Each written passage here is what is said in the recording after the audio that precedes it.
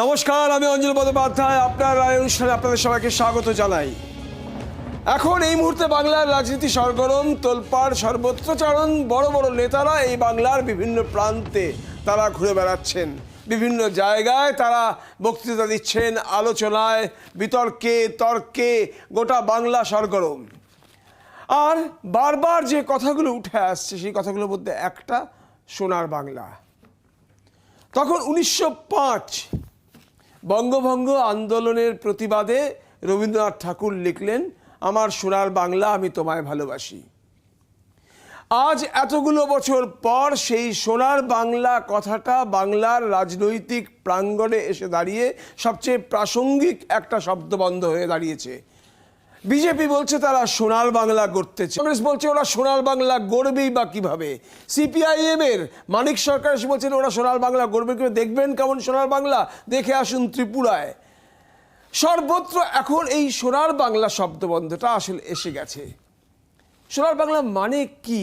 কিছুদিন আগে কেন্দ্রীয় স্বরাষ্ট্রমন্ত্রী অমিত শাহ, তাকে আমি জিজ্ঞেস করেছিলাম এই প্রশ্নটাই, যে সোনার বাংলা বলতে আপনি কি বোঝেন হে মাননীয় স্বরাষ্ট্রমন্ত্রী, বলবেন কি বলেছিলেন? একবার শুনে নি। आप सुनार बांग्ला बोलते हैं, सुनार बांग्ला लाएंगे, सुनार बांग्ला का मतलब क्या है? सुनार बांग्ला का मतलब है हर बंगाली नागरिक अपनी अभिव्यक्ति भय के बगैर कर पाए, इस प्रकार के वातावरण की निर्मित करना। सुनार बांग्ला का मतलब है देश की, राज्य की सीमाओं की और देश की सीमाओं को सुरक्षित करना। सुनार बांग्ला का मतलब है हर गरीब को 2 समय भरपेट भोजन मिल पाए, इसकी व्यवस्था करना। सुनार बांग्ला का मतलब है हर युवा को रोजगार देने की दिशा में आगे बढ़ना। सुनार बांग्ला का मतलब है एडमिनिस्ट्रेशन पूरा जो चरमरा गया है वो एडमिनिस्ट्रेशन को पटरी पर लगाना। जिस बंगाल का देश में सबसे ज्यादा जीडीपी कंट्रीब्यूशन होता था, बंगाल को फिर से उस जगह पे पहुंचाना। একটা আউটলাইন দিয়েছিলেন আমাদেরকে, অ্যাকচুয়ালি তখন বোঝানোর চেষ্টা করেছিলেন যে আসলে কোন জায়গা থেকে এটা হচ্ছে। মূলত হচ্ছে দুবেলা ভালো করে খেতে পাওয়া, একটা ভয়হীন বাংলা যেখানে উচ্চ যেথা শির রবে, একটা এমন একটা বাংলা যেখানে সীমা থাকবে, সীমান্ত থাকবে সুরক্ষিত, যেখানে সব মানুষ তাদের জন্য কর্মসংস্থান দিশা থাকবে, একটা আউটলাইন, ব্রডার একটা আউটলাইন দিয়েছিলেন। আজ এই রাজ্যে আরও একবার যখন সফরে এলেন তাদের দলের বিজেপির সর্বভারতীয় সভাপতি জেপি নাড্ডা, তখন তিনি আরও একবার এই সোনার বাংলা শব্দটা কি আসলে এবার যত নির্বাচন এগিয়ে আসছে তারা এবারে আস্তে আস্তে আরও একটু বিস্তারিত করছেন। সোনার বাংলা বলতে কি বোঝেন, কেন বিস্তারিত করছেন? কারণ আমাদের এখনও মনে আছে যে সব কি সোনার বললেই কি আর সোনার হয়, ফেলুদার সেই বিখ্যাত উক্তিটা। সোনার বাংলা বলতে কি বোঝাচ্ছেন জেপি নাড্ডা, একবার শুনে নেব। बंगाल में एक नई संस्कृति हम देने वाले हैं। No cut money, no cut money, युक्त बंगाल हम देने वाले हैं।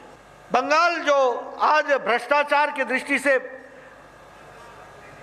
हम सबके सामने कई तरह की चर्चाएं आई हैं, उसको हम भ्रष्टाचार मुक्त रखेंगे और उस भ्रष्टाचार मुक्त का हम वातावरण बनाएंगे।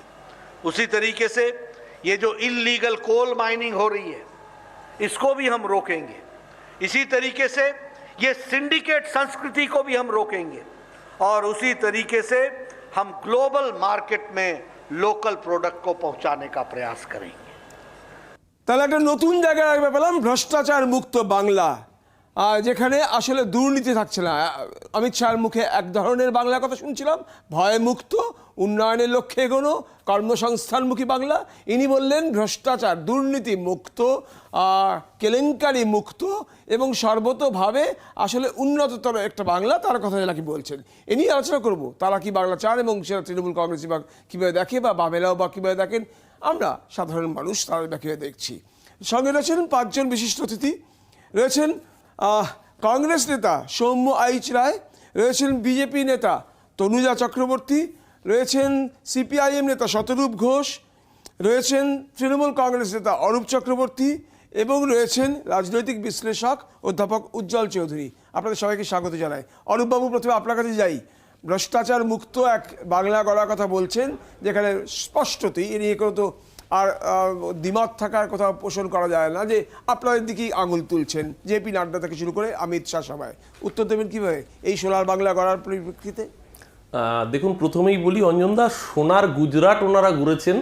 আমরা দেখেছি যখন ডোনাল্ড ট্রাম্প এসেছিল, সেই ডোনাল্ড ট্রাম্প আসার সময় এমন সোনার গুজরাট গড়েছিলেন যে গুজরাটকে দেওয়াল তুলে, পাঁচিল তুলে ঢেকে রাখতে হয়েছিল যাতে গুজরাটের প্রকৃত চিত্র মানুষের সামনে না আসে। এক, দ্বিতীয়ত, আজকে যদি সারা ভারতবর্ষের ক্রাইম রেট দেখেন, সেই ক্রাইম রেটে নারীর উপরে অপরাধে শীর্ষ তালিকায় রয়েছে ওনাদের উত্তরপ্রদেশ, বাকি রাজ্যগুলো ওনাদের শাসিত রাজ্যই অধিকাংশ। মহিলাদের উপর ধর্ষণ এবং অত্যাচার আবার ওই শীর্ষস্থানে উত্তরপ্রদেশ, মধ্যপ্রদেশ, রাজস্থানের মতো রাজ্যগুলো। আসলে আমাদের সরকার, আমরা বলছি দুয়ারে দুয়ারে সরকার যাচ্ছে, আর ওদের সোনার বাংলা হবে দুয়ারে দুয়ারে কোকেন বিক্রি করে। আমরা পাড়ায় পাড়ায় সমাধান করেছি, ওরা পাড়ায় পাড়ায় বিদ্যাসাগরের মূর্তি ভাঙবে।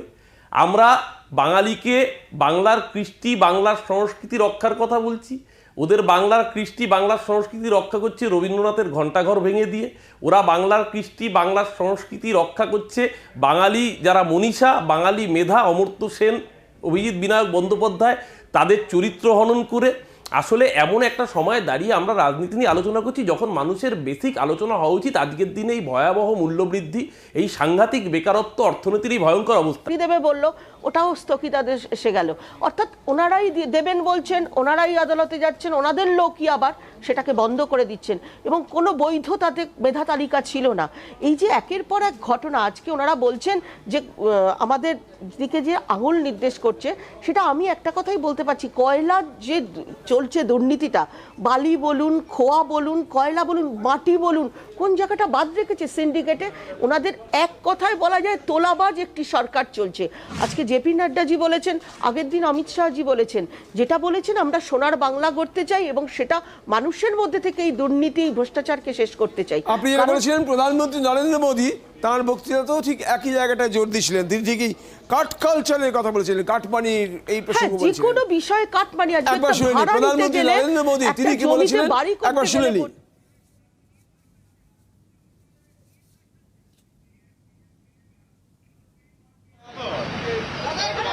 बंगाल में निवेश के लिए उत्साह की कमी नहीं है, मुसीबत है सरकार ने जो माहौल बनाया है, कट कट कट का जो कल्चर बनाया है, सिंडिकेट के हवाले बंगाल दे दिया है। उस आज के पश्चिम बंगाल में किराए पर, अगर किराए पर बिल्डिंग भी लेनी हो तो उसमें भी कट लगता है, और ये ऐसे बदमाशी कर रहे हैं कि दोनों तरफ से कट लेते हैं। बिना सिंडिकेट की इजाजत के किराए पर बिल्डिंग भी नहीं ले सकते। इस स्थिति को पश्चिम बंगाल के बारे में बनाई गई इस धारणा को हमें मिलकर के बदलना है। সৌম্য আইচ রায়, কংগ্রেস নেতা, আমি আপনার বক্তব্য নেব। আপনি কিভাবে দেখছেন? আপনি হাসছেন কারণ আপনাদের পক্ষে সেফেস্ট, এদিকে তৃণমূল, ওদিকে বিজেপি, আপনারা মাঝখানে হেসেই চলেছেন। মানে অদ্ভুত, মানে সুন্দর লাগছে দেখতে, খুব ভালো লাগছে। মানে এই যে মানে একদিকে কোকেন একাদশ আর একদিকে হচ্ছে মানে কয়লা একাদশ, লড়াই চলছে তো বাংলায়, খেলা হচ্ছে। তো এই খেলার মধ্যে হারিয়ে গেছে কতগুলো প্রশ্ন। দেখুন, আজকে মুখ্যমন্ত্রী একটা সিম্বলিক একটা প্রতিবাদ করেছেন আর 1 টাকা কমিয়েছেন। ভালো, 1 টাকা কমিয়েছেন, কিন্তু আমি একটু জানতে চাইছি তৃণমূল আর বিজেপির এই যে হাওয়াবাজি করা, মানে একদম মিথ্যে কথার, একদম মানে চরম মিথ্যেবাদী দুটো সরকার বলতে বাধ্য হচ্ছি যে আপনি জানেন এই মুহূর্তে পশ্চিমবঙ্গের সরকার শুধুমাত্র পেট্রোলের ওপরে কত টাকা ট্যাক্স নেয়? 18 টাকা 67 পয়সা। পশ্চিমবঙ্গের সরকার ডিজেলের ওপরে নেয় হচ্ছে 12 টাকা 77 পয়সা। কেন্দ্রীয় সরকার নেয় হচ্ছে 32 টাকা, এক ডিজেলের ওপরে 32 টাকা, পেট্রোলের ওপরে 37 টাকা, আর শেষ হচ্ছে তার মধ্যে 22 টাকা, আর তার মধ্যে হচ্ছে আরেকটা হচ্ছে 24 টাকা। আমার কথা হলো, এসব বলে মানুষকে ভাঁওতা দিচ্ছেন। আজকের দিনে দাঁড়িয়ে গ্যাসের দাম 850 টাকা, আর এরা বলছেন সোনার বাংলা করবেন।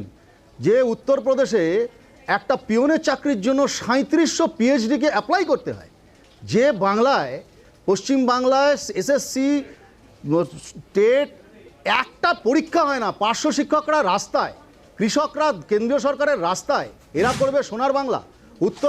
উত্তরপ্রদেশ ছেড়ে দিন, 6 বছরে ত্রিপুরায় 10,000 শিক্ষককে অস্থায়ী শিক্ষক করেছেন। আপনি তনুজা দেবীকে জিজ্ঞাসা করুন বিজেপির, যে সারা ভারতবর্ষে পশ্চিমবাংলাকে সোনার বাংলা করার আগে পশ্চিম বাংলায় কতজন বিএসএনএল, এমটিএনএল, রেল এই দপ্তরের শূন্য পদগুলো কবে ফিল আপ করবেন? সারা ভারতবর্ষের প্রধানমন্ত্রী বলতেন না পার্লামেন্টে যে কংগ্রেস 70 বছরে কি করেছে, আসলে জানতে চাইছিলেন 70 বছরে কোন কোনগুলো করেছে সেগুলোকে বিক্রি করতে হবে। আজকে ভারতবর্ষকে 45 বছরের সব থেকে বেশি বেকারত্বের record. This is the performance of ভারতীয়। ক্লোজ করে নিব, আমি 17 যাবো, 17 যাওয়ার আগে 45 বছরে এই হচ্ছে এদের রেকর্ড। এরা করবে সোনার বাংলা, আর মুখ্যমন্ত্রী মমতা বন্দ্যোপাধ্যায় বাংলাটাকে ডুবিয়ে ছেড়ে দিয়েছেন গত 10 বছরে। এই প্রসঙ্গে আমি আসবো। আপনার তৃণমূলের সম্পর্কে বয়ানটা অনেক পরে এলো, আগে বিজেপি প্রসঙ্গে বললেন, আমি তৃণমূল প্রসঙ্গে না হয় পরে আসবো, আপনাকে আসি। তবে 17 যাওয়ার আগে 17 দলেরই নেতা ত্রিপুরার প্রাক্তন মুখ্যমন্ত্রী মানিক সরকার, তিনি বর্ধমানে কিছুদিন আগে টাউন হলে এসে যে স্টেটমেন্টটা করে গেছিলেন সেটা খুব ইন্টারেস্টিং। সেটাই হলো আসল, সেটা যে তিনি বলেছিলেন যে বিজেপি ক্ষমতা আসার পর সে রাজ্যের পরিস্থিতি কি হয়েছে এটা জানলেই বোঝা যাবে যে সোনার বাংলা কি হতে চলেছে, কারণ সোনার ত্রিপুরার কিছুটা লক্ষণ সেখানে দেখা যাচ্ছে। মানিক সরকার তিনি কি বলেছিলেন? আমি অনুরোধ করবো আপনাদের, যদি কারোর কিছু পয়সা থাকে, এখন রেলগাড়ি আবার নতুন করে চালু হয়েছে, দুদিন রেলে করে চড়ে ত্রিপুরায় যান। সাধারণ মানুষ অটো রিক্সা চালায়, রিক্সা চালায়, ছোট দোকানদার, বাজারে ব্যবসায়ী, চায়ের দোকানদার, চা খেতে খেতে জিজ্ঞেস করুন কেমন আছে, কেমন আছে। দেখবেন তারা কপালে হাত দিয়ে বলবে সর্বনাশ করেছে, নিজেদের পায়ে নিজেরা কুড়ুল মেরেছে। যে হাঁসটা দিনে একটা করে সোনার ডিম দিত, মনে করেছিলাম এটার পেট কাটলে ভেতরে অনেকগুলো সোনার ডিম পাওয়া যাবে, রাতারাতি ধনী হয়ে যাব। এই লোভের কারণে বশবর্তী হয়ে এই হাঁসটা সোনার ডিম সংগ্রহ করতে গিয়ে হাঁসটাকেই মেরে ফেললাম। কি যে সর্বনাশ করেছি। সোনার ডিম পাওয়ার আশায় 17 আমি আপনাকেই যাব। আপনার একদিকে রয়েছে তৃণমূল কংগ্রেস, অন্যদিকে বিজেপি, সোনার বাংলা মাঝখানে, অথবা সোনার বাংলার স্বপ্ন, এবং একটা রাজহাঁসের গল্পও শোনা গেল মানিক সরকারের মুখে। কীভাবে বলবেন? অঞ্জনদা, আপনি যখন অমিত শাহর সাথে আপনার কনভারসেশনটা দেখাচ্ছিলেন, আমার অমিত শাহর একটা কথা খুব ইন্টারেস্টিং লাগলো। বই সোনার বাংলা মানে কি, উনি তালিকা দিতে দিতে বলছেন যে বাংলায় সীমান্ত পেরিয়ে হচ্ছে বাইরে থেকে উগ্রপন্থীরা ঢুকবে না ইত্যাদি। আমি যদ্দূর জানি, বাংলা হোক বা ভারতবর্ষের যে কোনো রাজ্যই হোক না কেন, বর্ডারিং স্টেট হোক না কেন, সেখানে যাতে সীমান্ত পেরিয়ে জঙ্গিরা না ঢোকে সেটা এমনি অমিত শাহ দেখার কথা। বাংলায় বিজেপি ক্ষমতায় আসুক কি না আসুক, ভারতবর্ষের সরকারের কাজ, ভারত সরকারের কাজ সীমান্তকে পাহারা দেওয়া। তাহলে কি অমিত শাহ অঞ্জন বন্দ্যোপাধ্যায়কে এবং অঞ্জন বন্দ্যোপাধ্যায়ের মাধ্যমে বাংলার মানুষকে এটা জানিয়ে দিলেন যে যদি না বাংলার মানুষ আমাদেরকে পশ্চিমবাংলায় ক্ষমতায় আনে, আমি অমিত শাহ স্বরাষ্ট্রমন্ত্রী দাঁড়িয়ে দাঁড়িয়ে দেখব কিভাবে বাংলায় জঙ্গি ঢুকছে পশ্চিমবাংলায়, দাঁড়িয়ে দাঁড়িয়ে দেখে হাততালি দেবো, বাংলার লোককে জব্দ করবো, শায়েস্তা করবো। ওনার বক্তব্যের মানেটা কি? এক। দ্বিতীয় কথা, অঞ্জনদা, নরেন্দ্র মোদীর বক্তব্য আপনারা শোনালেন। উনি বললেন পশ্চিমবঙ্গে বারবার করে সিন্ডিকেট সিন্ডিকেট সিন্ডিকেট শব্দটা বলছেন।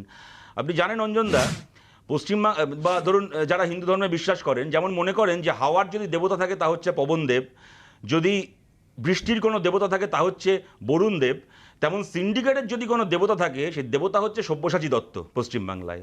যদি টেটের কোনো দেবতা থেকে থাকে তাহলে টেটের দেবতা হচ্ছে বিশ্বজিৎ কুণ্ডু, তৃণমূল নেতা, যে তৃণমূল নেতা থাকাকালীন নিজে মিডিয়ার সামনে বলছে যে আমি নিজের পরিবারের কয়েকজনকে চাকরি দিয়েছি, এছাড়া 42 জন তৃণমূল নেতাকে চাকরি দিয়েছি। সেটা বলার পরে তাকে বিজেপি স্বাগত জানিয়ে নিজের দলে নিয়ে যাচ্ছে। চিটফান্ডের যদি কোনো দেবতা থেকে থাকে পশ্চিমবাংলায়, সেই দেবতার নাম হচ্ছে মহর্ষি মুকুল রায়। পশ্চিমবাংলায় সোনার বাংলা করবেন বলছেন ওনারা, বাংলাকে শ্মশান বানিয়েছে যে লোকগুলো, সেই লোকগুলোকে জেলে ঢোকানোর বদলে দলে ঢুকিয়ে তাদেরকে মঞ্চে বসিয়ে বলছেন যে প্রাক্তন তৃণমূল নেতা, এই তৃণমূল নেতাগুলো বাংলাকে শ্মশান বানিয়েছে, এবার প্রাক্তন তৃণমূল নেতাগুলোর হাতে আপনারা বাংলাকে তুলে দিন, তাহলে বাংলা সোনার বাংলা হবে। এনারা কি মনে করেছেন কি আমাদেরকে? উজ্জ্বল, আপনি কিভাবে দেখেন? একটি পয়েন্ট আমি বলতে চেয়েছিলাম, যেটি এখনই শতরূপবাবু বলেছেন। আমি 2-4টে অন্য পয়েন্ট আপনাদের সবার দৃষ্টি আকর্ষণ করছি। ব্যাঙ্গালোরে পাবলিক অ্যাফেয়ার্স সেন্টার তাদের একটা রিসার্চ প্রজেক্টে বলেছে ভারতের সবথেকে বেস্ট গভর্ন দুটো স্টেট হচ্ছে কেরালা এবং তামিলনাড়ু, আর ওয়ার্স্ট গভর্ন স্টেট হচ্ছে উত্তরপ্রদেশ। সোনার বাংলা যারা গড়বেন। ইউপির পার ক্যাপিটা ইনকাম $972 পার ক্যাপিটা ইনকাম গত 2019-এর, আর পশ্চিমবাংলার $1600, গুজরাতের 2885। গুজরাট বেশি, ইউপি কম, ওয়েস্ট বেঙ্গল মাঝামাঝি। ওয়েস্ট বেঙ্গলের যে খুব ভালো পারফরমেন্স হয়েছে তা নয়, কিন্তু যারা ইউপি চালায় তারা যদি বলে পশ্চিমবাংলায় এসে সোনার বাংলা গড়বেন, বিশ্বাসযোগ্য নয়। না, তারা বলতে পারেন যে যারা গুজরাট চালান তারা এসে পশ্চিমবঙ্গ চালাবেন, তারা তা আসলে তো কি নয়, আছে? একটু আগেই তো শতরূপ বলে দিল যে যারা গতকাল তৃণমূল ছিল এবং মার্কা মারা ছিল তারাই আজকে BJP. CMI, council for monitoring Indian economy বলছে most unemployed states of India Bihar, Haryana, Kerala, Uttarakhand and Punjab. এর মধ্যে তিনখানা বিহার, হরিয়ানা অ্যান্ড উত্তরাখণ্ড বিজেপির দ্বারা পরিচালিত। এটা নয় যে পশ্চিমবাংলার আনএমপ্লয়মেন্ট সলভ হয়ে গেছে। ইনফ্যাক্ট মোস্ট এমপ্লয়েড স্টেটের মধ্যে পশ্চিমবাংলার প্রথম 5টায় নেই, সেটাই আমার দুঃখ। কিন্তু যারা ওয়ার্স্ট এমপ্লয়মেন্টের ক্ষেত্রে 3টে ওয়ার্স্ট স্টেট যেটা যারা শাসন করে, তারা যদি পশ্চিমবাংলায় সোনার বাংলা গড়বে বলে, মানা যায় না। Top literate states Kerala, Delhi, Tripura. আজকে ত্রিপুরা বিজেপির হাতে গেছে, কিন্তু এই স্টাডি হচ্ছে আজ থেকে 2-4 বছর আগে, যখন অবধি ওখানে বামফ্রন্ট সরকার ছিল। তো কেরালা, দিল্লি, ত্রিপুরা প্র্যাকটিক্যালি কারোই ইতিহাস, বিজেপি শাসনের ইতিহাস নেই।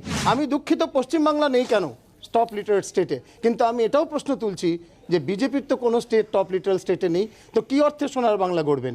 2017-18 সালে স্টেট জিডিপির গ্রোথ রেট, এটা খুব ইম্পর্টেন্ট পয়েন্ট, ওয়েস্ট বেঙ্গলে 14.5% ছিল স্টেট গ্রোস ডোমেস্টিক প্রোডাক্টের গ্রোথ রেট, 14.56। গুজরাট 14% ছিল, উত্তরপ্রদেশ 10% ছিল ওই বছর। And this is governmental economic survey report. West Bengal had higher state GDP than even Gujarat. বুঝলাম and much Ujjwal, higher than কিন্তু UP. ওরা যেটা বলছেন যে এই রাজ্যটা, আপনিও স্বীকার করছেন এই রাজ্যটা পিছিয়েই রয়েছে। না, আমি এটা ভালোভাবেই স্বীকার করছি যে কোনো আদর্শ রাজ্য হয়নি। আজকে দুয়ারে সরকার ইলেকশনের 15 দিন 20 দিনকে 1 মাস আগে হলো কেন? এটা governance at your doorstep could have come long back. আচ্ছা, ক্রাইম রেটের কথা বলা হয়েছে। ইউপি 262.4 ক্রাইম রেট 2019-এর, ওয়েস্ট বেঙ্গল 194.9। ওয়েস্ট বেঙ্গল কম, কিন্তু অনেক রাজ্যের চেয়ে বেশি। সে ক্রাইম যে চলে গেছে পশ্চিমবাংলায় তা নয়, কিন্তু উত্তরপ্রদেশের চেয়ে ভালো। কাটমানি, নো কাটমানি, খুব ভালো কথা। আর এই প্রসঙ্গে তো শতরূপবাবু এখনই বলেছেন, মুকুল রায় আর সব্যসাচীকে কোট করে, যে যারা করাপশনের মানে নেতা বা মুখোশ দেবতা ছিল, রাইট, দেবতা ছিল, তারা আজকে ওইদিকে। জয় শাহ 1 বছরে 16,000 টাইমস তার টার্ন ওভার বেড়েছে when the BJP government came to power. Infiltration, এক্ষুনি ইনফিল্ট্রেশন নিয়ে আবার কথা হয়েছে, সেটা রাইট। বিএসএফ কার আন্ডারে আসে? ইনফিল্ট্রেশন স্টেট গভর্নমেন্টের এখতিয়ার, বর্ডার থেকে বেশ কিছু মিটার, আমি এক্সাক্ট জানি না, 1 থেকে 2 বা 2.5 কিলোমিটার ভেতরে স্টেট গভর্নমেন্টের থাকে। বুঝলাম উজ্জ্বল, আপনার বক্তব্য থেকে যেটা বুঝতে পারলাম না, এটা আপনার রায় অনুষ্ঠান, মানুষ রায় তৈরি করেন, এই রায় কোন দিকে স্থির করবেন সেটা বোঝা যাচ্ছে না। বুঝলাম যে ওয়েস্ট বেঙ্গল খারাপ জায়গায় আছে, বিজেপি আরো খারাপ জায়গায় যাবে, এটা হচ্ছে পয়েন্ট। আমাদের কাছে মন্দের ভালো সলিউশন। বুঝলেন না কেন অঞ্জনদা? আমি জাস্ট ইনফ্রাক্ট করছি, উনি যা তথ্যগুলো দিলেন, যা ডেটা দিলেন, তো পরিষ্কার বললেন যে ডেটা দিয়ে দেখালেন যে পশ্চিমবাংলায় ক্রাইম রেট ইত্যাদিতে বিজেপি রুল স্টেটগুলোর থেকে ভালো জায়গায় আছে, কিন্তু ভারতবর্ষের এই মুহূর্তে বেস্ট গভর্ন স্টেট হচ্ছে তামিলনাড়ু এবং কেরালা। পারবে না, তাহলে কেরালায় যারা সরকার চালাচ্ছে। উজ্জ্বল আমার বন্ধু, আমি উজ্জ্বলকে যদি বলি, হে উজ্জ্বল, একটু 2011 বামেদের রোল 2011 আগে অব্দি, ও কিন্তু সেটাও বলতে পারবে, সেটা বলতে পারবে, কেন বলতে পারবে না? আমরা we don't shy away from that অঞ্জনদা। 2011 পর্যন্ত আমাদের যা সাফল্য এবং যা ত্রুটি, তাই নিয়ে আমাদের খোলা মনে সেটাকে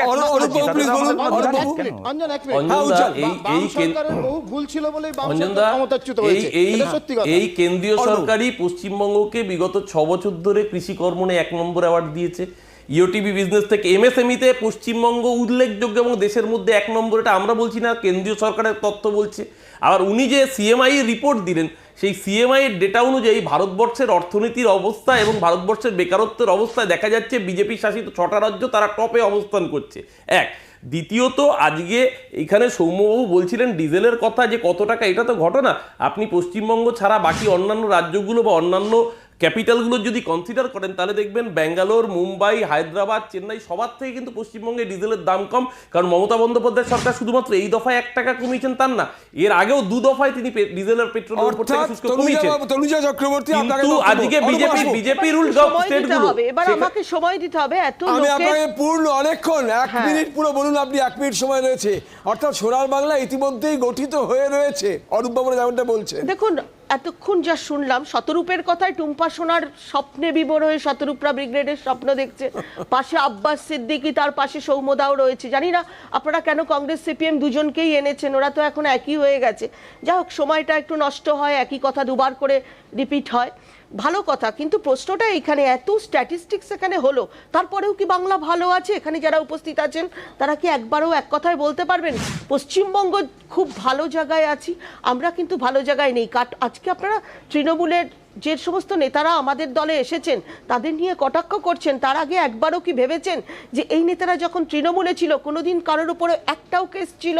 কখনো তৃণমূল, এখনো যারা আসবেন আমাদের দলে, আগামী দিনে আবারও আসবেন, যদি তৃণমূলের সেই শক্তি থাকে, অরূপবাবুকে আমি বলছি, আপনারা আপনাদের নেতাদের যে এই যে দুর্নীতিগুলোর সব কেস হিস্ট্রিগুলো দিয়ে দিন না জনগণকে, যে না এই নেতা আমাদের এই এই চোর আছে বা দুর্নীতিগ্রস্ত আছে। আজকে কয়লা কেলেঙ্কারি কি আপনারা অস্বীকার করতে পারেন যে ব্যাংকক এবং লন্ডনের ব্যাংক অ্যাকাউন্টে যে অবৈধ টাকা লেনদেন হয়েছে, এ কথা কি আপনি অস্বীকার করতে পারেন? আজকে না, এখন বলবেন না, কারণ আপনার সময় আমি বলিনি। আমি বলছি না, আমি আপনাকে একটা তথ্য দিচ্ছি, আমাকে কোনো তথ্য দেওয়ার দরকার নেই, আমাদের তথ্যে আমি যথেষ্ট সমৃদ্ধ। যদি সোনার বাংলা করেন, একটা জিনিস হতে পারে, সেটা হচ্ছে যে এ রাজ্যের বুকে যদিও আপনারা ক্ষমতা আসবেন না, তবু যদি আসেন, ইডেন গার্ডেন্সের নামটা আবার দিলীপ ঘোষ স্টেডিয়াম করে দেবেন না, কারণ আজকে সর্দার বল্লভভাই প্যাটেল থরথর করে কাঁপছে ওই স্ট্যাচুর উপর দাঁড়িয়ে। আগের দিন স্টেডিয়াম বদলে দিয়েছে, পরের দিন স্ট্যাচুর মুখটা বদলে নরেন্দ্র মোদী বসিয়ে দেবেন না, স্ট্যাচুর মুখটা নরেন্দ্র মোদী বসিয়ে দেবেন না। সর্দার প্যাটেল কান্নাকাটি করছেন ওখানে। আজকে 10 সাল থেকে 14 সাল পর্যন্ত যে অয়েল বন্ডগুলো কোম্পানির সঙ্গে হয়েছিল, 56,000 কোটি টাকাও পার ইয়ারে মোদি গভর্নমেন্টকে দিতে হয়েছে। আপনারা সেটা কি অস্বীকার করতে পারেন? আসবো, দুজনের কাছেই আসবো, এই আলোচনায় ফিরবো। যেটা আমার আসবো যেটা খুব মজার লাগছে অরূপ বাবু এবং তনুজা দেবীদের এই আলোচনার মাধ্যমে, যে আসলে সোনার বাংলাটা কোথায়? সোনার বাংলা আসলে একটি পাথরবাটির সম, যেখানে আমি যদি এই মুহূর্তে আপনার সঙ্গে থাকি তবে আমি সোনার বাংলার পক্ষে, অথবা অধিকতর সোনার বাংলার পক্ষে। আমি যদি দলটা পরিবর্তন করে যাই, তখন আমি অপেক্ষিত রৌপ্য বাংলা থেকে সোনার বাংলার দিকে অগ্রসর হই। এক আশ্চর্যের সময়, কে কাকে দোষ দেবে বোঝা যাচ্ছে না। আমাকে একটু আগে তনুজা চক্রবর্তী বলেন একই সঙ্গে সিপিআই এবং কংগ্রেসের লোক কেনেছেন কেন? সে তো তাহলে আমরা কত দলকেই বা বাঁচবো, কাকেই বা বাঁচবো, তাকে কোন দলের হিসেবে বাঁচবো সেটাও বুঝে উঠতে পারছি না। আজ যাকে এখানে দেখি, কাল তাকে অন্যদিকে গিয়ে পৌঁছে দেখি, ফলে আমাদের জন্য খুব কনফিউজিং। অতএব আমরা মোটের ওপর একটা বড় ডালি নিয়ে আসি, সেই ডালি নিয়ে ফিরছি ছোট্ট বিরতির পর। সঙ্গে থাকো 24 ঘন্টা।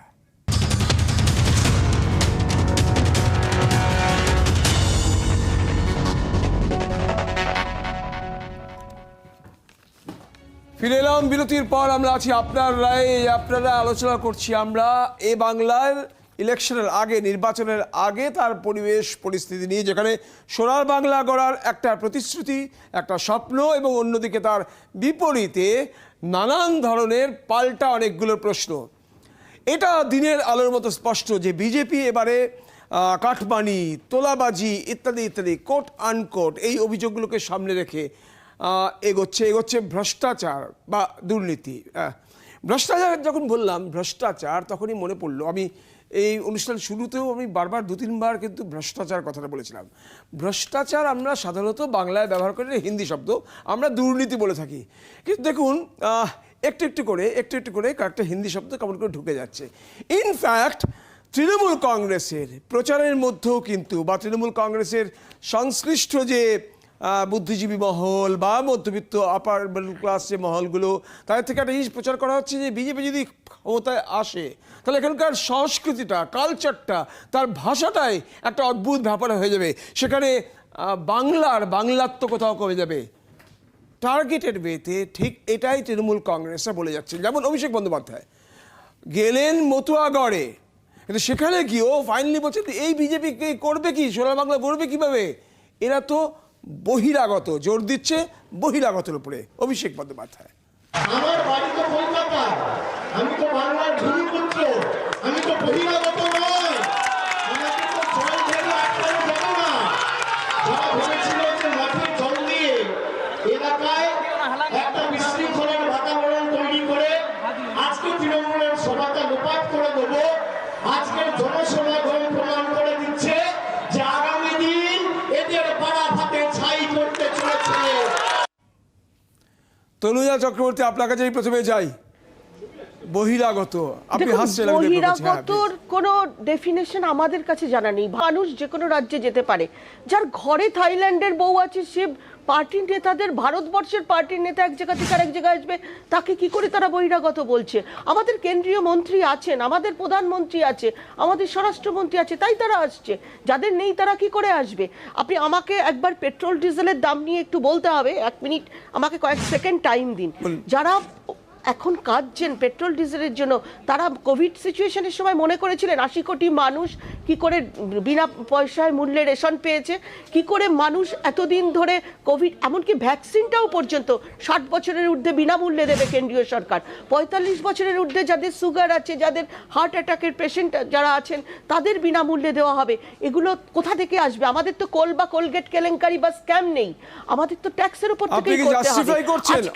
আজকে মেঘালয়, আপনি জাস্টিফাই করছেন এই মূল্যবৃদ্ধি, না পেট্রোল না, ডিজেলের মূল্যবৃদ্ধি মূল্যবৃদ্ধিকে? হতেই পারে, তার জন্য অনেকগুলো কারণ আছে। ইন্টারন্যাশনাল মার্কেটিং আছে, আমাদের ডলার এবং ইন্ডিয়ান মানির যে রেশিও, তার ফ্ল্যাকচুয়েশনের উপর নির্ভর করে।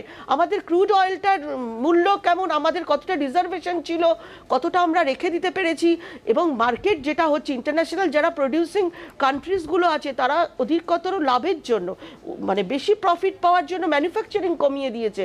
সেক্ষেত্রে আমরা যারা বেনিফিশিয়ারি, আমরা যারা কিনি আর কি, কনজিউমার কান্ট্রিজ, তারা তো সাফার করবই। এটা তো হতেই পারে, এটা তো দুটো দীর্ঘদিন প্রশ্ন, নয়। তনুজা 2-1 দিন চক্রবর্তী, এটা দুটো হতেই প্রশ্ন পারে। প্লিজ আপনার কাছে, আপনি উত্তর দেবেন। দুটো প্রশ্ন। এক, এই তত্ত্বটা আপনারা যখন বিরোধী আসলে ছিলেন, তখন আপনাদের মাথায় ছিল না? তখন আপনারা পেট্রোল ডিজেলের মূল্যবৃদ্ধির সময় কেন সাধারণ মানুষের স্বার্থেই আপনারা এগিয়ে আসছেন এটা নিয়ে? আপনারা তার আগে বিপুলভাবে রাস্তা রাখতেন। 2020 সালের এক, কোভিড হয়নি, তার আগে এমন মহামারী হয়নি যে পৃথিবী শুদ্ধ মানুষ ঘরে বসে 1 বছর কাটিয়েছে। অর্থাৎ কোভিড পরবর্তী পরিস্থিতিতে পেট্রোল ডিজেলের মূল্যবৃদ্ধি আপনি তাকে সমর্থন করেন, কারণ এটি জনকল্যাণমুখী রাষ্ট্রে সেটার প্রয়োজন থাকে, তাই তো? যে আলুটা হুগলি এবং বর্ধমানে হয়, তার জন্য কোনো ট্রান্সপোর্টেশনের দরকার ছিল না। সেই আলুটা 10 টাকা আমরা 80 টাকায় কিনে খেয়েছি এই রাজ্য সরকারের অধীনে। এগুলো দেখতে হবে না? আজকে দুর্নীতির কথা বলছে এরা, আজকে বিধায়ককে ঝুলিয়ে আমি দিচ্ছে। দুর্নীতি প্রসঙ্গে আসবো। তনুজা চক্রবর্তী, আমি বুঝে নেওয়ার চেষ্টা করছি। একটি জনকল্যাণমূলক মুখী রাষ্ট্রে সাধারণ মানুষের ওয়েলফেয়ারের স্বার্থে পেট্রোল ডিজেলের মূল্য বৃদ্ধির প্রয়োজন হয়ে পড়ে, অন্যথায় তাদেরকে ওই সেবাটা কিভাবে দেওয়া যাবে? এই তো আপনার বক্তব্য। আপনাকে একটা জায়গায় কনসিডার করতে হবে যে কয়েক দিনের জন্য, এটা কিন্তু দীর্ঘমেয়াদী কিছু নয়। 2-1 দিন পরে হতেও পারে যে আমাদের সবকিছু রকম চলুন এক এক করে উত্তর নিন। সৌম্যবাবু প্লিজ, আপনি। না, বলছে একই কথা শুনি তব মন্থরার মুখে। যখন 2014 সালে ক্রুড অয়েলের প্রাইস ছিল $94 পার ব্যারেল, আজকে that has been reduced to $34 per barrel. সেখানে ভাই কথা বলতে দিন।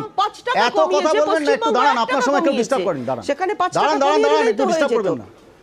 এইসব কথাবার্তা বললে অনেক কথা বেরিয়ে পড়বে। প্রধানমন্ত্রীর ফান্ডে লক্ষ লক্ষ কোটি কোটি টাকা জমা পড়েছে, কোভিড সিচুয়েশনে 2 টাকার মাস্ক কাউকে ফ্রিতে দেননি। এত কথা বলবেন না। 2 নম্বর, এই যে মিথ্যে কথা বলার একটা প্রবণতা, এই যে মিথ্যে কথা বলার একটা প্রবণতা দাঁড়িয়ে গেছে, যে সারা ভারতবর্ষে দাঁড়ানো, চুপ করতে বলুন। এত কথা বলছেন, চুপ করতে বলুন। একটা কথা বলতে দিচ্ছেন না। মুশকিল হচ্ছে কি, এরা বিরোধীদের কথা বলতে দেবে না। This is the policy. এই যে পশ্চিমবঙ্গের কথা বলতে আসছেন না, এদের কথা বললে গায়ে লাগে। আপনি একটা কথা বলুন তো, সারা ভারতবর্ষের প্রধানমন্ত্রী এটা আমি যে বলছি বারবার, কোভিড সিচুয়েশনের আগের আপনি জিডিপি নিয়ে এত বড় বড় কথা বলছিলেন। ভারতবর্ষের জিডিপি কোভিডের আগে কত? ভারতবর্ষে এই মুহূর্তে ক্রুড অয়েলের প্রাইসে যেভাবে পেট্রোল ডিজেলের দাম বেড়েছে কত? আপনি উত্তর দিতে পারবেন? একটা কোম্পানির নাম করতে পারবেন প্রধানমন্ত্রী উদ্বোধন করেছেন? একটা বিশ্ববিদ্যালয়ের নাম করতে পারবেন উদ্বোধন করেছেন? একটা হাসপাতাল বলতে পারবেন উদ্বোধন করেছেন? শুধুমাত্র বিক্রি করেছেন বেচা সরকার। শুধু বিক্রি করেছেন অরূপ চক্রবর্তী, আপনাকে যাচ্ছি। অঞ্জনা, দুটো এই তনুজা দেবী না থামলে কেউ বলতে পারেন, দুটো সেগমেন্ট। একটা হচ্ছে করাপশন নিয়ে কথা বলছিলেন বিজেপির প্রতিনিধি, আর আপনি বলছিলেন বহিরাগত তত্ত্বের কথা। এর বহিরাগত কি না এবার দেখুন। এখানে রাজ্যে বিজেপির যারা প্রতিনিধি রয়েছেন, আপনি দেখেছেন দিলীপ ঘোষকে আজকে উত্তরপ্রদেশের দায়িত্ব দিয়েছে, আপনি দেখেছেন মুকুল রায়কে কোনো দায়িত্ব দিয়েছে, কিন্তু আমাদের রাজ্যের মাথার উপর সব বর্গী, নাড্ডা, তারপরে এই মালপোয়া ঠালপোয়া চাপিয়ে দেওয়া হচ্ছে। যাই হোক, বিজেপির কেন্দ্রীয় নেতৃত্ব এই রাজ্যের নেতৃত্বকে অযোগ্য এবং অপদার্থ মনে করে, এটা নতুন কিছু নেই। আবার আবার আবার আবার কথা বলছে মাঝখানে, আবার মাঝখানে অঞ্জনদা মাঝখানে কথা বলবে, কাউকে কথা বলতে হবে। আরে আপনি থামুন তো, আপনি কথা বলার সময় বলবেন। এবার দ্বিতীয় কথা হচ্ছে যে আপনার পার্টি আপনি জানুন, আমার জানার দরকার নেই। আরে ডাক্তার থামুন, কথা বলুন। এবার আমাদের পার্টি সিস্টেম নিয়ে কথা থামতে, অঞ্জনদা প্লিজ দেখে থামান, এই অন্য কোনো কথা বলতে হবে না, উত্তেজিত হবেন না আপনারা। এবার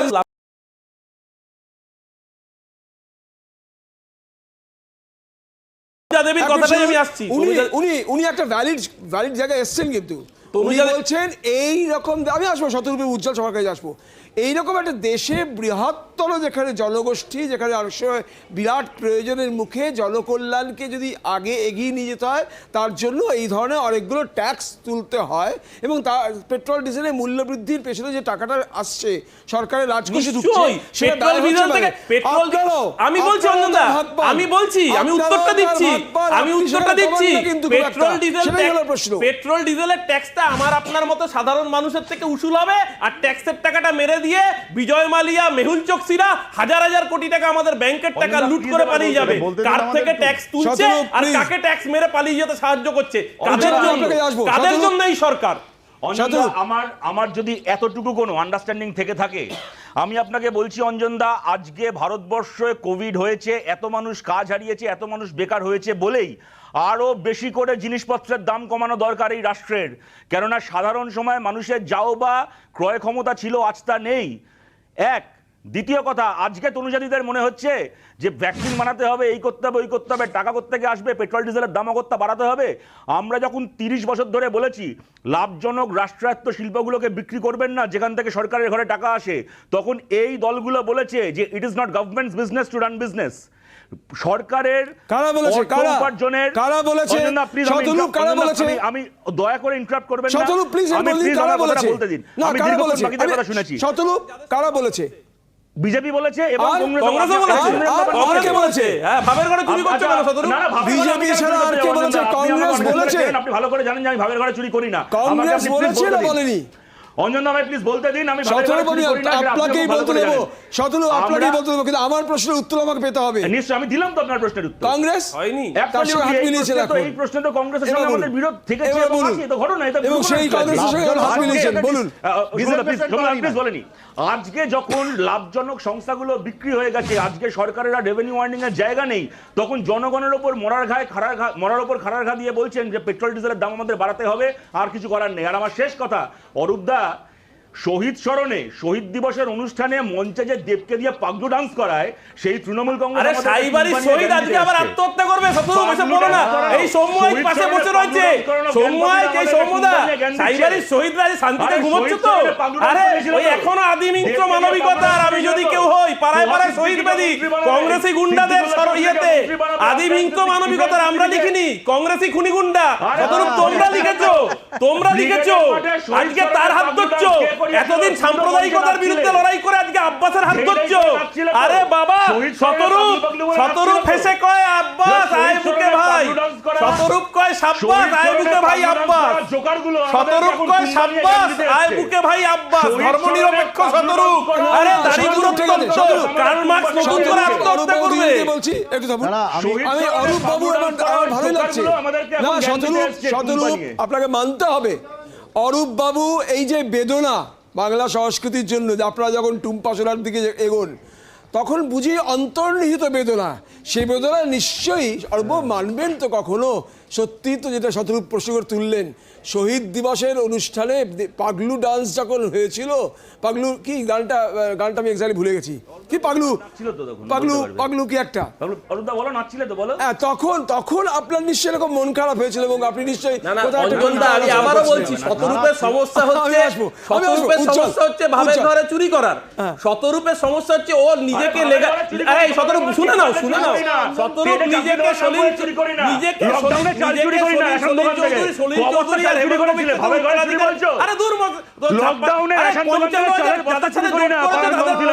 কর্মীকে খুন করেছো, তোমাদের মতো খুনি, তোমাদের মতো ধর্ষক, তোমাদের মতো খুনি, তার সাথে একবার যোগ করেছো সেই কংগ্রেসের সাথে।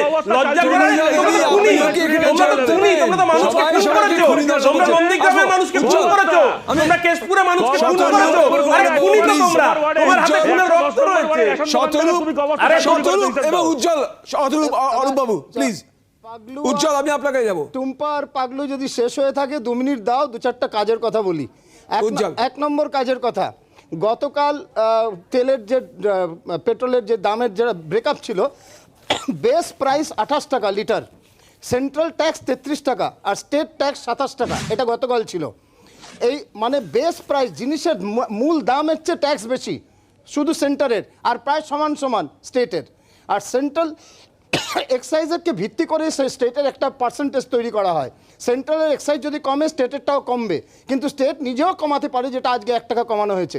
কিন্তু এটা একমাত্র দেশ, কোভিড শুধু ভারতে হয়নি, সারা বিশ্বে হয়েছে। তো সীতার নেপালে 59 টাকা পেট্রোল, রাবণের শ্রীলঙ্কায় 61 টাকা পেট্রোল, কোভিড ওখানে হয়নি। আর রামের ভারতে 90 টাকা পেরিয়ে গেছে, কোভিড এখানেই মাত্র হয়েছে। 1 নম্বর। 2 নম্বর, পিএম কেয়ার্স ফান্ড সরকারি না বেসরকারি আজ অব্দি জবাব জানি না। যখন এটা চাওয়া হয়েছিল এটা সরকারি, আরটিআই যখন করা হলো বলে এটা প্রাইভেট ফান্ড। তো এই টাকার হিসাব কোথায়? আজ অব্দি কোনো টাকার হিসাব দেওয়া হয়নি। Prime ministers national disaster fund already আছে, যেটা সরকারিভাবে যেটাকে অডিট করা হয়, কিন্তু পিএম কেয়ার্সের কোনো অডিটিং নেই। তো ভ্রষ্টাচার কে কথা বলছে? আমি আদৌ এটা যখন বলছি তার মানে এই নয় যে যারা বর্তমানে শাসন করছে আমাদের আমি অনেককে শুনেছি, এবার 2 মিনিট বলতে দিন। একমাত্র আমার voice is the public voice. Let me tell you যে আমার কাছে বিজেপি আর তৃণমূল দুদিকেই দোষ আছে। যাই হোক, দ্যাটস অ্যানাদার পয়েন্ট। আজকে অব্দি পিএম কেয়ার্স নিয়ে কোনো ক্ল্যারিটি নেই। আচ্ছা, এই যে বলা হলো কোভিডের জন্য এত কিছু আমরা করেছি, -21% ডাউনফল অফ ইকোনমি একমাত্র ভারতে, এশিয়ার অন্য দেশেও নয়, ইউরোপের অন্য দেশেও নয়, যেখানে বিরাটভাবে কোভিড এসছে। পরিযায়ী শ্রমিক তাদেরকে নিয়ে কেন্দ্রীয় সরকারের কোনো ভূমিকা ছিল না, পিএম কেয়ার্স দিয়ে করা হতো না, তাদের থেকে বাসের এবং রেলের ভাড়া পর্যন্ত উসুল করা হয়েছে। This is shameful. The entire Nations head is down with shame যে পরিযায়ী শ্রমিক যারা অত্যন্ত দুর্দশার মধ্যে ছিল এবং বহু লোক মারা গেছে রাস্তায়, তাদের থেকে বাস এবং ট্রেনের ভাড়া পর্যন্ত উসুল করা হয়েছে। প্রতিটা রাজ্য দিয়ে যখন ওরা পেরিয়ে গেছে হেঁটে হাঁটা পথে, তাদেরকে মারা হয়েছে বহু জায়গায় পুলিশের দ্বারা। Is this a human treatment of a people in crisis? খালি আপনারা পাগলু আর ওই কি বলে টুম্পা শোনা করতে থাকবেন টেলিভিশনের স্ক্রিনে, কিন্তু আসল মানুষের সিচুয়েশন যেটা সেদিকে তাকাবেন না। ঠিক এই এন্টার দেশকে আপনারা নাচাচ্ছেন শুধু পাগলু আর খুব rightly pointed out by Ujjwal. Last point Matua নিয়ে মাতুয়া নিয়ে যেটা বললেন। আচ্ছা, বহিরাগত মাতুয়াদের সিটিজেনশিপ, যারা মাতুয়া তারা কি গত 2 দশক ধরে পশ্চিমবাংলায় নেই? তারা কি ভোট দিচ্ছে না? তাদের ছেলেমেয়েরা কি পড়াশোনা করছে না? তাহলে এই যে সিটিজেনশিপের একটা ভাওতা, একটা খালি মানে ভোটের জন্য একটা ইন্টিগ্রেট করানোর জন্য, এই ব্যাপারটা কি? And why this citizenship on the basis of any religion? উজ্জ্বল ঠিক এই বক্তব্যটা আজ অভিষেক বন্দ্যোপাধ্যায় ঠাকুরনগরে গিয়ে বললেন। তিনি বললেন, উনি কি বললেন আমি এটা ফ্যাক্ট বলছি না, কিন্তু অভিষেক বন্দ্যোপাধ্যায় অভিষেক বন্দ্যোপাধ্যায় বললেন যে বিজেপি সিএএ নিয়েও মতুয়াদের সঙ্গে ভাওতাবাজি করছে। এটা অভিষেক বন্দ্যোপাধ্যায়ের অভিযোগ আজ ঠাকুরনগরে। ঠাকুরনগর মাঠে সভা করেছে, আপনারা মুখিয়েছিলেন, আগ্রহের সাথে অপেক্ষা করেছিলেন যে কি বলবে সিএএ নিয়ে, যে ভ্যাকসিন পর্ব শেষ হয়ে যাবে তারপর সিএএ চালু হবে। 130 কোটির দেশ, 130 কোটি মানুষের ভ্যাকসিন পেতে কত সময় লাগবে? 130 কোটি মানুষের ভ্যাকসিন পেতে 9 করে 8 থেকে 10 বছর লাগবে। তার মানে ভাওতা। তনুজা চক্রবর্তী এর উত্তর দেবেন। দেখুন, অভিষেক ব্যানার্জি তার রাজনৈতিক বক্তব্য জনসভায় গিয়ে দাঁড়িয়ে কতগুলো হাততালি পাওয়ার জন্য কি বলবেন তার উত্তর আমি দেব না। আমি যেটা বলবো, উনি এতক্ষণ যেটা বললেন উজ্জ্বলবাবু এখানে বসে যে কি করেছে কোভিডের জন্য সরকার, উনি জানেন না মনে হলো। উনি অনেক স্ট্যাটিস্টিক্স দিলেন, কিন্তু উনি জানেনই না 80 কোটি মানুষকে বিনামূল্যে রেশন দেওয়া হয়েছে। উনি এটা অস্বীকার করতে পারবেন না। 42 কোটি মানুষকে সরাসরি ব্যাংক ট্রান্সফার করা হয়েছে 65,458 কোটি টাকা। এটাও উনি অস্বীকার করতে পারবেন না, উনি যদি দরকার হয় উনি আরটিআই করে দেখে নেবেন। এই যে বিষয়গুলো, এই টাকাগুলো কেন্দ্রীয় সরকার কোথা থেকে হবে?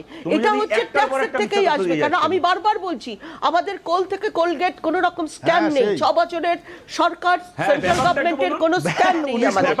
তো 19 লক্ষ কোটি এই টাকা যে বিষয়গুলো আসছে, দেখুন আপনারা অনেক কিছু বলবেন, নিজেরা কেউ কাউকে গলায় কই মাছ ঢুকিয়ে দিয়েছেন, সাইবাড়িতে হত্যা করেছেন, ভালোবাসা এখন আপনাদের ভালোবাসা একটু হচ্ছে, ভোটের আগে বিভিন্ন রাজ্যে গুম করিয়ে দিচ্ছিলেন, বলছেন স্ক্যাম নেই। দল গঠন করেছেন, ফান্ডাই তো সবচেয়ে বড় স্ক্যাম, উজ্জ্বল বাবু বললেন। লোকের থেকে টাকা নেওয়ার সময় বলছেন সরকার।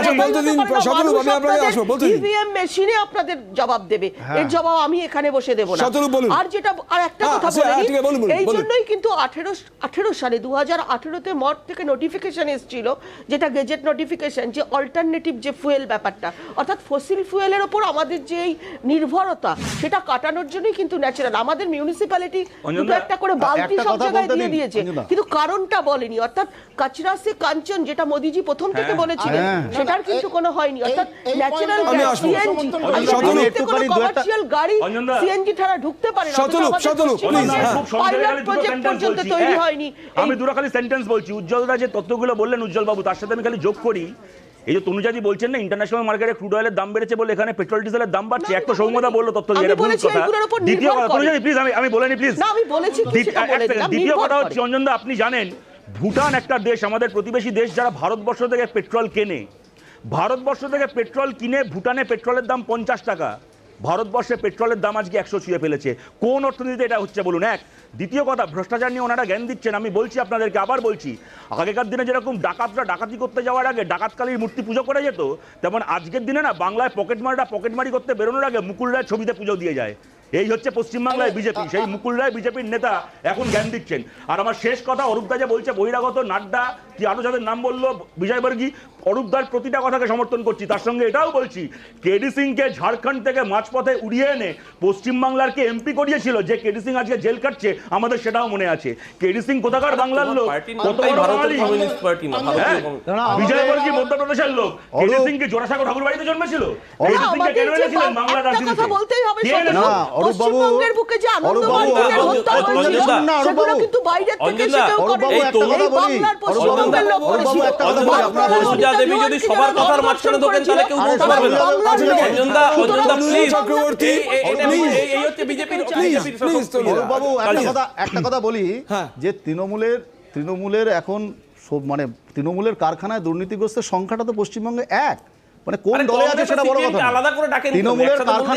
তৃণমূলের কারখানায় দুর্নীতিগ্রস্তরা লালন পালন হয়ে 10 বছর পরে ফিনিশ প্রোডাক্ট বিজেপিতে যায়, বিজেপি সেটা শোকেসে রাখে। এইটাই তো ব্যাপার। কথা বলছে সবাই বলেছে,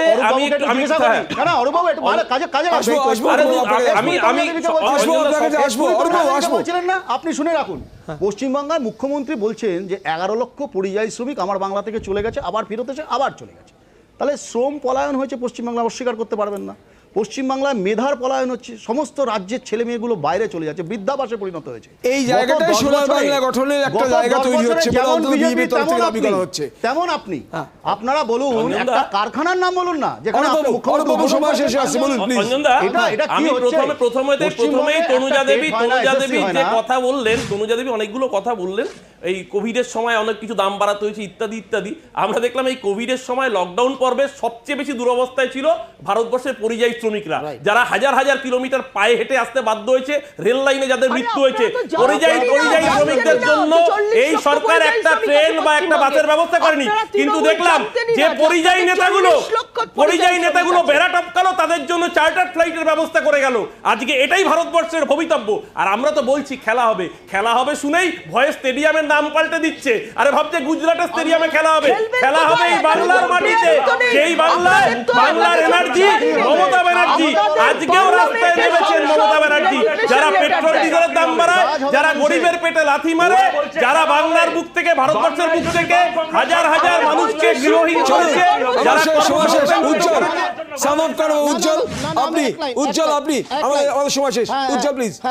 যারা বলেছে যে টাকার অর্থে, যেই পয়েন্টটা তনুজাদি বলেছি। প্রথমত তনুজাদির এই পয়েন্টটা আমি সাপোর্ট করছি যে ফসিল ফুয়েলের পয়েন্ট, অল্টারনেটিভস এনার্জি খুবই right, that does not justify the use the price of the oil that we have in India just now. এটা বলার পর NPA, non performing asset, Congress যখন ক্ষমতাচ্যুত হয় 3.6 লাখ ক্রোর ছিল সারা ভারতের টোটাল সব ব্যাংক মিলিয়ে, ন্যাশনালাইজ ব্যাংকের টোটাল এনপিএ, এখন সেটা 9 লাখ কোটি পেরিয়ে গেছে, মানে ডাবলেরও বেশি হয়ে গেছে। এটা যদি করাপশন না হয়ে থাকে, এই এনপিএ কাকে দেওয়া হয়েছে? আপনি গণাচ্ছেন 30,000, 8,000, 10,000-এর ওয়েলফেয়ার, আমি আপনাকে গণাচ্ছি 6 লক্ষ কোটি টাকার। আমি বুঝতে পেরেছি। অনেক ধন্যবাদ উজ্জ্বল, এটা আর অনেক ধন্যবাদ আপনাদের সবাইকে, অনেক ধন্যবাদ আপনাদের সবাইকে। আসলে এই রাজ্য, এই দেশ, তার বিভিন্ন প্রান্তে এখনো এত অনাচারের চিহ্ন রয়েছে, এত অপ্রাপ্তির চিহ্ন রয়েছে, সেখান থেকেই আসলে স্বপ্ন দেখানোর একটা পালা শুরু হয়ে যায়। বিশেষত যখন নির্বাচন আসে, বিশেষত তখন যখন রাজনৈতিক দলগুলো আরও একবার সাধারণ মানুষের দুয়ারে গিয়ে পৌঁছায় এবং স্বপ্নগুলো যখন ফেরি হতে থাকে, তখন সোনার কোথাও রূপোর, কোথাও বা আরও অন্য কিছু ইত্যাদি নানান ধরনের রাজ্য তৈরির, নানান ধরনের দেশ তৈরির একটা স্বপ্ন দেখানো শুরু হয়। তারপর কি হয় সেটা তো সাধারণ মানুষ তার নিজের অভিজ্ঞতা দিয়ে বোঝেন। কোথাও কিছু পান, কোথাও পান না, তার মধ্যে দিয়েই তবু মানুষ তার এই ডেমোক্রেসির, এই গণতন্ত্রের তার কাছে যে রক্ষা কবচটুকু রয়ে আছে সেটুকু অন্তত সুরক্ষিত রাখেন, পালন করেন, ভোটদানের প্রক্রিয়াটা বজায় রাখেন, রায় স্থির করেন তারা, রায় দেন তারা। রায় স্থির করছেন আপনি, আমরা আছি আপনার রায়। প্রতিদিন ঠিক রাত 8টার সময় ফিরি আপনাদের কাছে, আপনাদের কথা নিয়েই, আপনাদের মন, মানস ইত্যাদি নিয়েই। সঙ্গে থাকুন 24 ঘন্টা।